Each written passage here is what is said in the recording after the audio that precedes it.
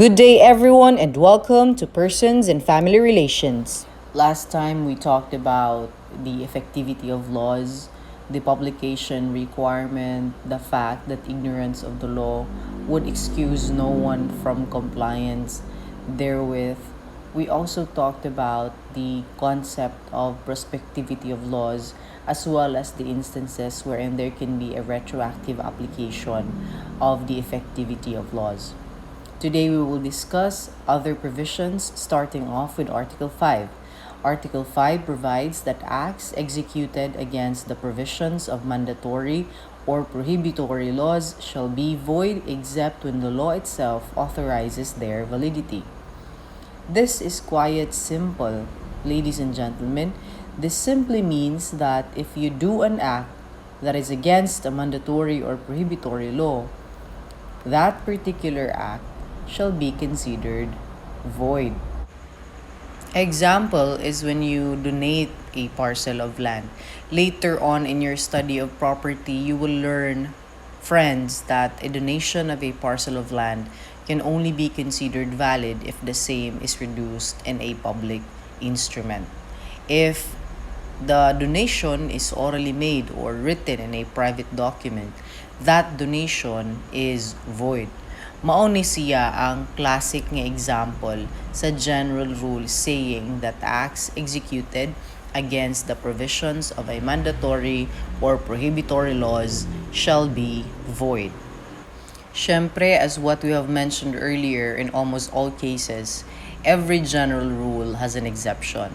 And Article 5 has an exception wherein although violations of mandatory or prohibitory laws result in void acts or contracts, the law in some instances authorizes their validity.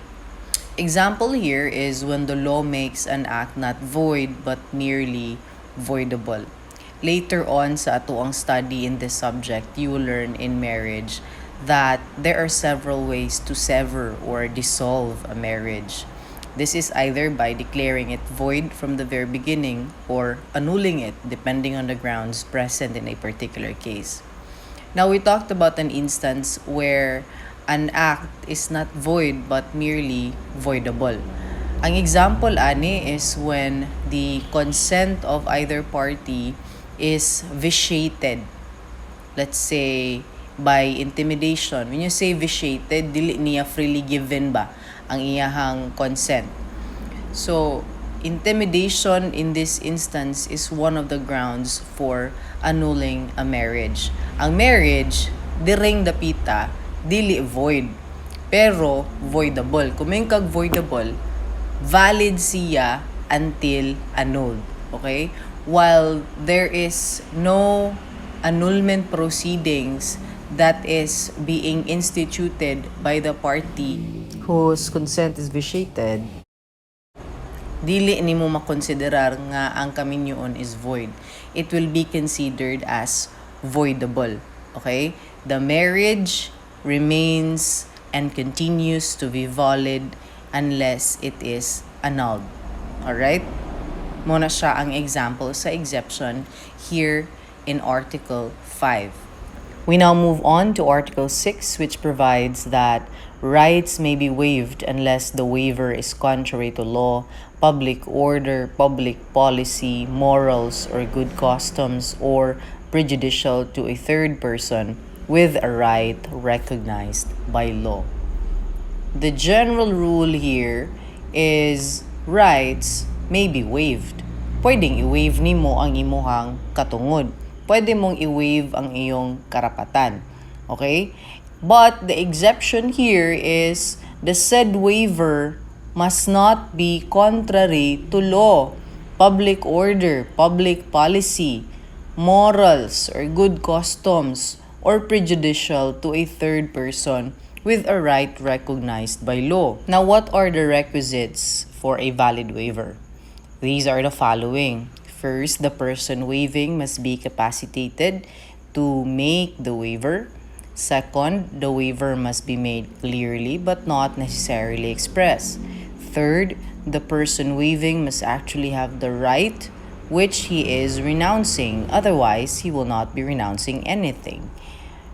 Fourth, in certain instances, the waiver, as in the express remission of a debt, owed in favor of the waiver, must comply with the formalities of a donation. Fifth, the waiver must not be contrary to law, morals, public policy, good customs, and public order, and the waiver must not prejudice others with a right recognized by law. Now, having these requisites in mind, what are the instances wherein rights in a particular instance cannot be waived? Una no is kanang natural rights such as the right to life. You cannot ask your friend to kill you. That's why euthanasia is not valid or legal here in the country. Ikaduha, kaning mga rights which do not yet exist. Future inheritance cannot be renounced. Kanang imong gi-expect nga dawaton gikan sa imong mga ginikanan or sa imong habarong apuhan, depending on the circumstance, cannot be waived because these are future pa. Di pa nimo madawat diha when you renounce it. Okay? That's a future inheritance and it cannot be renounced since there's no right that is vested yet until, of course, the death of the decedent. Ikatulo, katong the renunciation of which would infringe upon public policy. The right to be heard in court cannot be renounced in advance. Hence, this kind of confession of judgment cannot be allowed. Another instance is a waiver in advance of the 1-month separation pay because this will be considered as contrary to public policy. When you say public policy, guys, the aim of the state here is promoting the social welfare of the people. Kaya kung imo ning i-violate, of course, ang social welfare will be compromised or will be prejudiced. That's why the state is protecting good the social welfare of its people. Another example of this wherein the waiver may actually infringe upon public policy is an instance wherein a scholar nga gigrantan og scholarship would be made to sign a waiver saying I will not transfer to another school while the scholarship stands. Otherwise, kung mo transfer man o galing ko to another school, I will be refunding everything that used to be free when I am still a scholar. So that particular waiver is considered by the Supreme Court in the case of Cue versus Arellano University as a void waiver because it is contrary to public policy. Because according to the Supreme Court, the school concerned obviously understands the scholarship awards as a business scheme designed to increase the business potential of an educational institution. Thus conceived, it is not only inconsistent with sound policy, but also with good morals. Alright? So, next is an instance when the waiver is prejudicial to a third person with a right recognized by law. While an heir may renounce present inheritance, that is, inheritance that has already accrued by virtue of the decedent's death, basta atong timan-an, future inheritance, so pagana mo na dawat, buhi pagani ang decedent, ang tag-iyas katigayunan, you cannot waive that particular inheritance. But if ang tag-iya sa katigayunan already died, kana nga time na nakay katungod, nadawat na nimo ang inheritance because inheritance actually accrues from the moment of death of the decedent. Kung nadawat na nimo, kana siya nga waiver will now be considered valid. Apan, if the waiver will prejudice existing creditors, ikaw nga nakadawat sa katigayunan, unya imong gi-waive karon ang katigayunan, to the prejudice of all your creditors na kay 5 million nga nadawat nga katigayunan. Unya at the same time, naapog kay 5 million nga utang. Ang imuhang mga nautangan, no, nga naa kay dawatonon nga katigayunan. And in fact, nadawat na gyud nimo apan ikaw imong gi-waive because you don't want to pay your creditors. That particular waiver is not valid. That is not allowed because this will prejudice third persons. The third persons in this instance are your creditors. Okay? So, naghisgot na ta og instances wherein rights cannot be waived or cannot be renounced. We now go to the examples of rights that may be renounced. Una ani are support in arrears. For obviously, this is no longer needed for subsistence. When you say support in arrears, you are actually entitled to receive a support for that particular month. Apan ka na nga month wala ka tagai, karon nga month ning dawat ka og support for this particular month. Kanang imuhang wa na dawat nga support previously last month, pwede na nimong i-waive. Pwede ka mayong luoy kun nimo pa, oy sige lang pa, ayaw na lang kog tagai ana. That's a support in arrears ni accrue naman na niya. It is presumed nga dili naman na nimo kailangan kay last month ang to. Pass na kalimutan mo na, pass na yon. Anyway, if that is a support in arrears, that can be waived. But if it is a future support, ako lang i-waive akong support inig next month, you cannot do that. Okay? But if it's a support in arrears, if it has already accrued, kana siya, pwede na siyang i-waive because the presumption here is this is no longer needed for subsistence. Also, the right to object to a testimony of a wife on information obtained because of her domestic relations with her husband is waived when a husband accused of killing his son does not only deny his guilt but also points to the wife as the killer. Later in your study of law, you will learn that in the Philippines, we have the so-called testimonial privilege.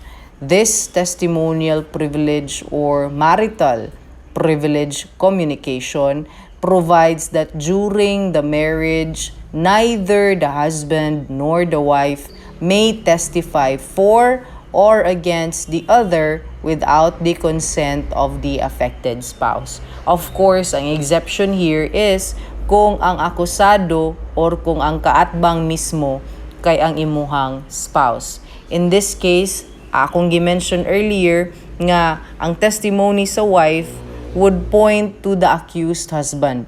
And in this case, the husband is deemed to have waived his right to object the testimony of the wife because what the husband did here is he pointed to the wife. Okay? Niingon siya, I am not the accused, I am not the one who killed my son, but it was actually my wife. So in this case, the spousal privilege or the marital privilege, as the case may be, is considered waived. Another example is the right of the accused to be helped by counsel. This may also be waived, provided, of course, the judge informs said counsel of his right. The right of the accused in a criminal case to have a preliminary investigation may actually be waived. The venue of actions may also be waived, but of course not the court's jurisdiction. The distinction between venue and jurisdiction will be discussed sooner in your study of law.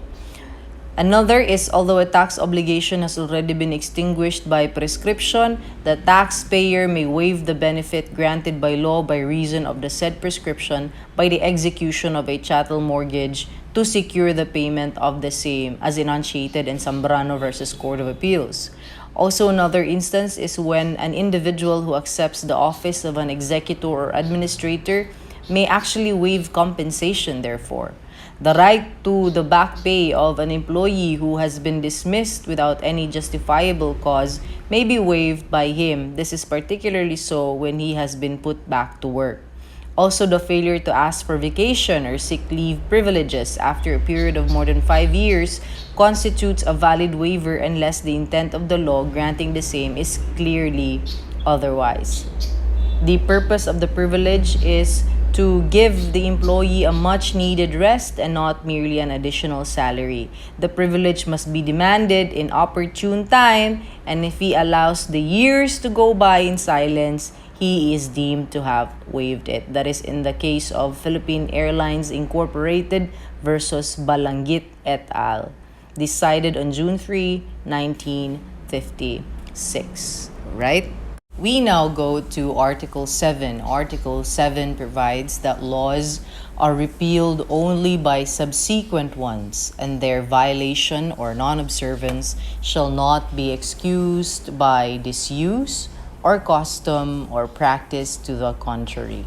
When the courts declared a law to be inconsistent with the Constitution, the former shall be void and the latter shall govern. Administrative or executive acts, orders, and regulations shall be valid only when they are not contrary to the laws or the Constitution. Paragraph 1 talks about the ways on how to repeal a law. Niingon ng Article 7 na laws are repealed only by subsequent ones. Okay? The repeal can either be express or implied. Unsa may express? Kaning moingon mismo ang balaod nga RA 12345 expressly repeals RA 54321. That's an express repeal. Kung may kag implied repeal, that happens when there are inconsistencies between the prior and the subsequent law. Meaning, kung may particular provision ang RA 12345 that is inconsistent with the prior law, which is RA 54321, kanang particular provision or ang kanang particular nga balaod, if it cannot be reconciled or if it cannot exist in harmony, mahimo na siyang impliedly repealed. Second paragraph provides that when the courts declare a law to be inconsistent with the Constitution, the former shall be void and the latter shall govern. And third paragraph provides that administrative or executive acts, orders, and regulations shall be valid only when they are not contrary to the laws or the Constitution. In general, you have to remember that the sources of law are in this article. And in the order of preference, timani nga nag-una gyud na ang Constitution. Okay? It's been said that the river must not rise above its falls. The falls in this particular statement is the Constitution. The river would consist of the laws, the executive orders, administrative acts, and regulations. Okay? Kung naay balaod nga buhaton ang Kongreso, it must not rise above the Constitution. It must not be in violation or it must not be in contravention with the Constitution, because the Constitution is the fundamental law of the land, wherein all laws emanating from it must conform to its provisions. Alright? And it's been said in the second paragraph that when the courts declare a law to be inconsistent with the Constitution, kanang balaura will be considered as void and the Constitution must govern. Also, administrative or executive acts, orders, and regulations, it can only be considered or they can only be considered valid when they are not contrary to the laws and of course to the Constitution. Now on to Article 8.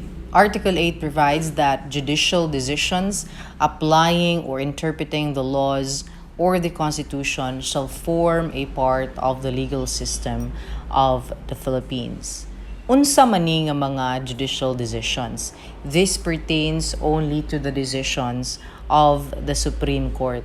Okay? Note that only the decisions of the Supreme Court on cases of first impression and reverse decisions of the Court of Appeals establish jurisprudence or doctrines in the Philippines. Ako lang iklaro that the judicial decisions that is meant in Article 8 are the judicial decisions of the Supreme Court. The decisions of the Court of Appeals have persuasive character. Okay? If the decisions in the Court of Appeals remain unreversed, of course, it will be absorbed in the decision of the Supreme Court. And that will also be considered as part of the legal system of the Philippines. The Supreme Court, by tradition and in all our system of judicial administration, has the last word in what the law is. It is the final arbiter of any justiciable controversy, and there is only one Supreme Court from whose decisions all other courts should take their bearings. Later on in your study of the constitutional law, particularly the part of the government, you will learn that the judiciary, particularly the Supreme Court, is the one that actually interprets the laws. Sila mo'y moingon if a particular law is constitutional or unconstitutional. Sila ang moingon if the law is not in conformity with the provisions of the Constitution. The legislative department, on one hand, kaning Congress, that is composed of the Senate and the House of Representatives, nga controversial kaayo because of the term sharing agreement stuff lately. Ang ilang role is to make laws, they legislate laws, they amend laws, abolish laws, they repeal laws. Tanan nga pagbuhat sa balaod, pag-usab, pagpapa sa balaod, it's in the legislative department. That's the role of the legislative department. The executive department, on one hand, is the department that executes laws, implements laws. Sila ang mupatuman sa balaod. And if one department would encroach upon the other department, that would be a violation on the principle of the separation of powers. Muna'y common ninyong mabatian sa mga politicians. Now the question is, kaning mga judicial decisions, are they considered laws? You have to remember that while it is true that decisions which apply or interpret the Constitution or the laws are part of the legal system of the Philippines, still they are not laws. If this were so, the courts would be allowed to legislate now, di ba? And this will be contrary to the principle of separation of powers. Indeed, the courts exist in order to state what the law is and not forgiving it. All right? Now we go to the doctrine of stare decisis. Unsa man ning doctrine of stare decisis? Please watch it in this video. Our doctrine of the day is the doctrine of stare decisis. Okay? What is the doctrine of stare decisis? The doctrine of stare decisis simply means let it stand for reason of stability in the law. The doctrine, which is really adherence to precedence, states that once a case has been decided one way, then another case involving exactly the same point at issue should be decided in the same manner. Example of this is when the Supreme Court, let's say in 1990, decides a case allowing the claim of moral damages in case of breach of promise to marry, when in this case the defendant is a foreigner and the complainant was a virgin, a conservative Filipina. And then later on, say in 2000, a case would also be filed with the same set of facts, the same issues, the same claim. So based on the doctrine of stare decisis, the decision now would be based on the decision handed down by the Supreme Court in the previous case sometime in 1990. That's just the doctrine of stare decisis, the so-called adherence to precedence. Of course, when a case has been decided erroneously, such an error must not be perpetuated by blind obedience to the doctrine of stare decisis. We have to remember that no matter how sound a doctrine may be, and no matter how long it has been followed through the years, still, if found to be contrary to law, it must be abandoned. The principle of stare decisis does not and should not apply when there is a conflict between the precedent. Remember that while stability in the law is eminently to be desired, idolatrous reverence for precedent, simply as precedent, no longer rules. More pregnant than anything else is that the court shall be right. That's according to Phil Trust Company versus Merchill. So that's the doctrine of stare decisis. Another doctrine or concept that you will be encountering in this article is the so-called obiter dicta, or the singular form obiter dictum. These are opinions not necessary to the determination of a case. They are not binding and cannot have the force of judicial precedence.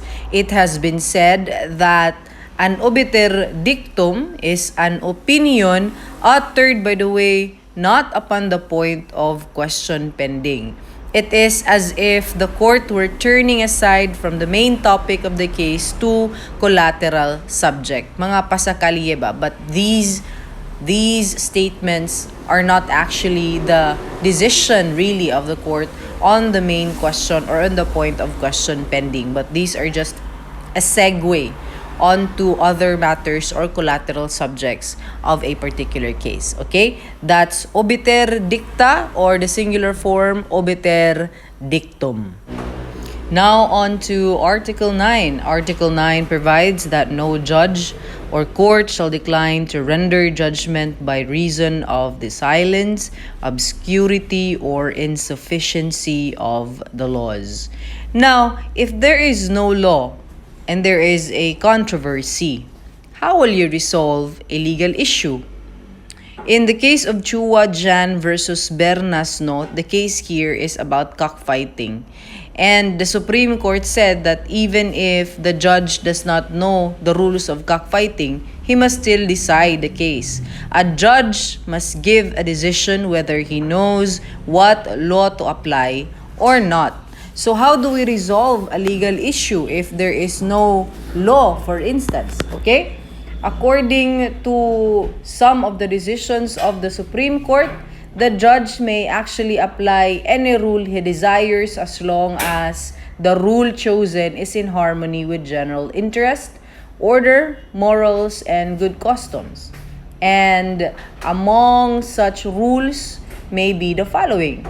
First, customs which are not contrary to law, public order, and public policy. Decisions of foreign and local courts or similar cases. Opinions of highly qualified writers and professors, the rule on statutory constructions, and the principles laid down in analogous instances. But we have to remember that these circumstances will only apply if there is no law. If there is a law, we use the law. Okay? Parehara na siya in answering your questions in the bar or in the examinations here in law school. Okay? If you know the law, if the question being asked, specifically asked for a specific law, you cite the law. Okay? But if you think that you do not know the answer, that is the time when you improvise. Okay? You will either cite a decision of the Supreme Court and other things nga pwede ninyong maatikan ang inyong examiner. But you have to remember that if you really know the law and you know that what is being asked is that particular law, you always have to cite that particular law. Okay? So that's Articles 5 to 9, ladies and gentlemen. Stay tuned for Articles 10 and so on. Thank you very much. Amping.